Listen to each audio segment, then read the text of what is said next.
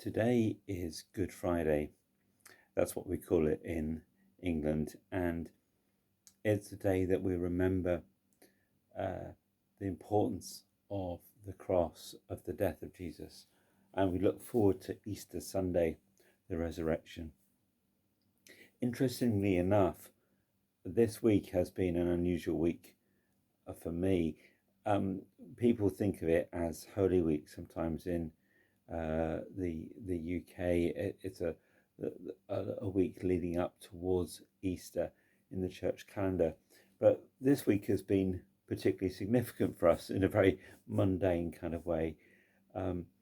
We looked forward to having some work done on the back wall of our house. It was essential because some water was getting in and slowly causing problems, something that we knew had to get dealt with, but you know how it is.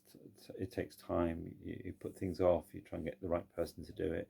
Then there was COVID and lots of delays with getting things done. And then finally this week, we managed to get this enormous job done. And strangely enough, the windows were covered over with plastic because it was trying to protect them as they put all the special coating on the wall. So we were kind of slightly sealed in a sort of semi darkness at the back of the house for a while. And then on Good Friday, all those very dramatic green plastic coverings got removed. And not long before 12 o'clock on Good Friday, the builder announced to me, "It's finished." Well, interesting words to say to someone on Good Friday, because it reminded me so much of that moment when Jesus says, in a far more important way and for something way more significant, "It is finished." In John chapter 19, we read in verse 30, when he had received the drink, Jesus said, "It is finished." With that, he bowed his head and gave up his spirit. This was the culmination of his death on the cross, a culmination of all the activity and the events, the things that had happened, his trial, his crucifixion, his ministry before that, those 3 years leading up to that point. "It is finished," was his cry, a famous hymn says. And "it is finished" was an accountancy term, tetelestai. It's fully paid. You know, when you've balanced the books and something is completely completed in every sense of the word. And that's the fullness of what Jesus did on the cross. He paid the price fully for us. He completed the work completely.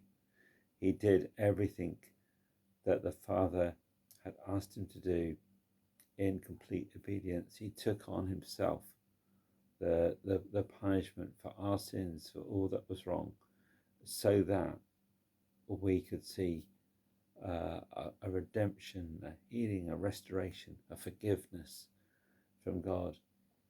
And that's the powerful mystery of the cross, something that sometimes is hard for people to get their heads around, but it's how God came to earth and became man and died for us in our place. We deserved judgment, but God himself took on that judgment for us.